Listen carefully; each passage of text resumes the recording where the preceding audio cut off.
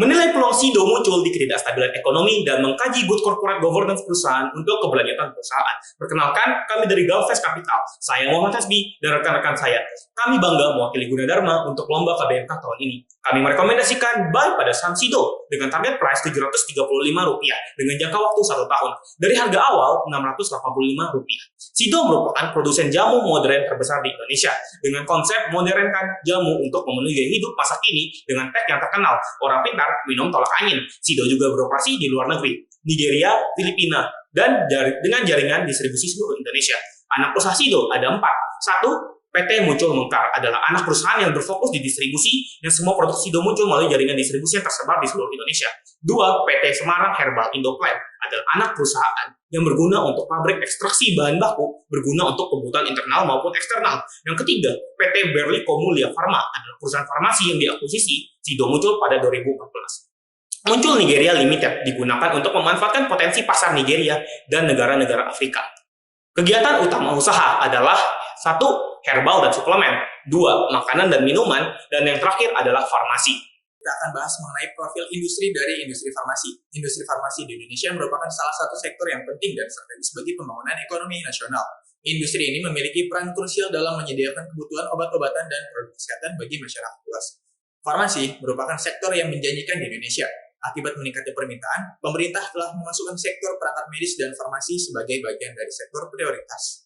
Dapat kita lihat pada grafik pertumbuhan industri farmasi dan sejenisnya yang mengalami kenaikan dari tahun 2010 hingga tahun 2022 dihitung dari per kuartalnya. Selanjutnya kita akan bahas isu terkini atau faktor eksternalnya. Yang pertama, konflik di Timur Tengah semakin memanas. Kini sedang memanasnya konflik antara Iran dan Israel, yang dimana sebagaimana kita ketahui bahwa Timur Tengah adalah produsen minyak terbesar di dunia. Harga minyak merupakan komponen dari biaya transportasi. Bila biaya transportasi naik karena harga minyak naik, hal ini akan berdampak pada kenaikan harga-harga barang. Yang kedua, konflik Rusia dan Ukraina pada tahun lalu yang juga menjadi tantangan utama bagi kinerja pemulihan ekonomi nasional. Hal tersebut berdampak pada kenaikan harga pangan, bahan baku industri, dan energi. Yang ketiga, dampak inflasi nasional. Inflasi yang tinggi dapat menekan daya beli masyarakat dan kenaikan harga bahan pokok sangat dirasakan bagi masyarakat ekonomi menengah ke bawah. Yang keempat, dampak suku bunga acuan dari Bank Sentral.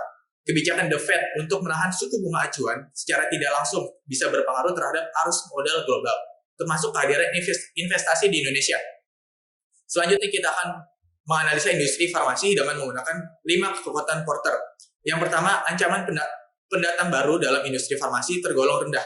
Industri farmasi memiliki hambatan yang tinggi untuk masuk, didominasi oleh pemain besar, dan bergantung pada jaringan distribusi. Yang kedua, rivalry kompetitif dalam industri farmasi yang cukup tinggi. Tingginya biaya research and development, peraturan yang ketat, dan loyalitas merek yang kuat menghasilkan tingkat persaingan yang tinggi dalam industri farmasi. Yang tiga, ancaman produk pengganti yang tergolong menengah. Tantangan regulasi, kompleksitas, dan biaya tinggi masih menjadi hambatan yang signifikan, dan produk herbal dan tradisional juga semakin populer di masyarakat dan dapat menjadi pilihan bagi konsumen yang mencari alternatif obat-obatan kimia. Yang keempat, daya pemasok yang cukup tergolong tinggi. Daya tawar pemasok di industri farmasi Indonesia tergolong tinggi, dipengaruhi oleh konsentrasi pemasok bahan baku, ketergantungan perusahaan farmasi, dan tingginya biaya peralihan. Yang terakhir, kekuatan pembeli yang tergolong tinggi, dikarenakan masyarakat yang sudah cukup aware terhadap kesehatan, terutama sejak zaman COVID-19 yang dimana produk obat-obatan mengalami permintaan yang tinggi. Financial Summary. Pada tahun 2023, pendapatan SIDO mengalami penurunan sebesar 13%.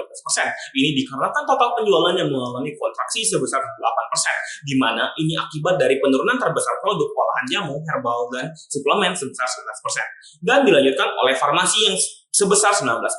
Tetapi, beban produksi SIDO mengalami penurunan yang cukup signifikan pada 2023, yaitu turun sebesar 9%.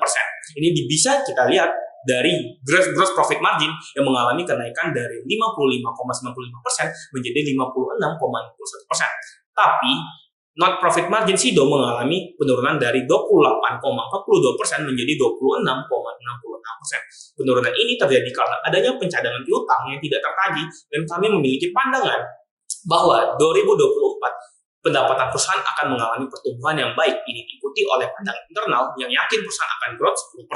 Untuk neraca keuangan, SIDO masih sangat baik dan juga debt equity ratio yang masih relatif kecil. Ini disebabkan SIDO belum pernah mengambil utang untuk keperluan ekspansi. Sedangkan pada debt to asset ratio, perusahaan relatif kecil dan terbilang aman.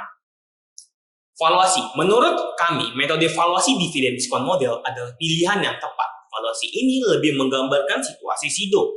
Ini disebabkan SIDO memiliki sejarah pembagian dividen yang konsisten dan juga memiliki dividen payout ratio yang tinggi. Kami menghitung nilai intrinsikal SIDO dengan menggunakan metode two-stage dividend diskon model dengan berasumsi dividen payout ratio SIDO akan stabil di angka 88,2%.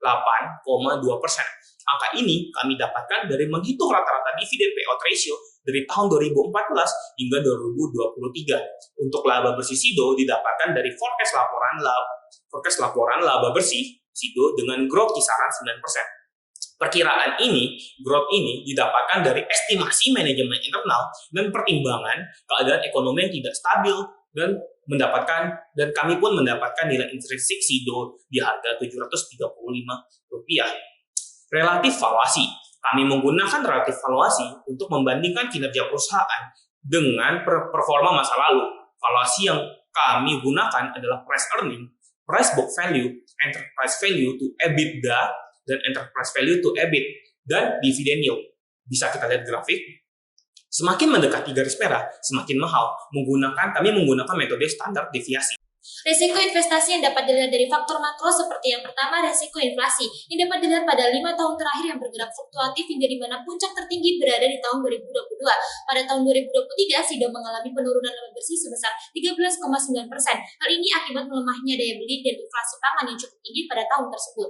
Namun demikian, SIDO berhasil mempertahankan pangsa pasar yang menguasai 72% hingga tahun 2023 dengan produk unggulan yang cukup populer yaitu tolak angin.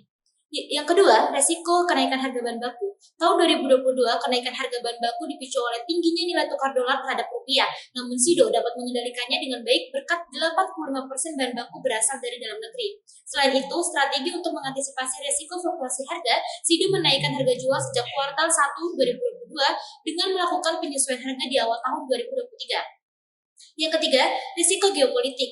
IMF memproyeksikan pertumbuhan ekonomi tahun 2024 memperkirakan sedikit penguatan menjadi 3,1% dari 3% pada tahun 2023 yang masih dibayangi oleh ketegangan geopolitik saat ini seperti Rusia dan Ukraina ditambah dengan konflik Palestina dan Israel.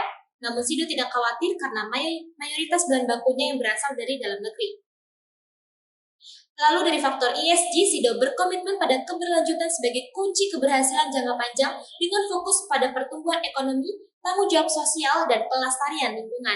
Kebijakan SIDO selaras yang merupakan pilar penting dalam komitmen terhadap keberlanjutan SIDO telah membuktikan dedikasi berkelanjutan dalam meningkatkan kinerja energi, mengurangi dampak lingkungan, dan mendorong pertumbuhan berkelanjutan. Dalam mengatasi perubahan iklim dari tahun 2021, SIDO telah berhasil mengurangi emisi gas rumah kaca sebesar 80,3% dan telah meningkatkan proporsi penggunaan energi baru terbarukan menjadi 63%. Dalam segi sosial, SIDO memperhatikan dalam hal kesejahteraan karyawan, pemberdayaan masyarakat, serta tanggung jawab sosial perusahaan. Sepanjang tahun 2023, SIDO telah meningkatkan pelatihan karyawan sebesar 5,4% dan menurunnya tingkat perputaran karyawan sebesar 44,25%. SIDO berkontribusi aktif dalam kesejahteraan masyarakat melalui inisiatif pengembangan masyarakat dalam berbagai aspek. Salah satunya termasuk program pemberdayaan di desa binaan yang telah memiliki peningkatan rata-rata ekonomi sebesar 30%. Biaya program CSR pada tahun 2023 sebesar 11,05 miliar dengan pembagian kegiatan dari segi infrastruktur, peningkatan kapasitas, pemberdayaan masyarakat, serta karitatif yang memberikan bantuan langsung kemanusiaan. Dengan menerapkan prinsip good corporate governance, SIDO berkomitmen kuat terhadap tata kelola perusahaan yang berkelanjutan secara konsisten dengan struktur tata kelola yang melibatkan RUPS, Dewan Komisaris, dan Direksi yang telah dituangkan dalam panduan umum. Dalam mengelola konflik kepentingan, SIDO menerapkan kode etik yang ketat termasuk kebijakan anti suap dan anti korupsi. Oleh sebab itu, kesimpulan kami merekomendasikan buy dengan target harga Rp735, potensial upside sebesar 6,80% dengan investment thesis konsisten pembagian dividen, brand awareness yang baik, serta komitmen dalam berkelanjutan.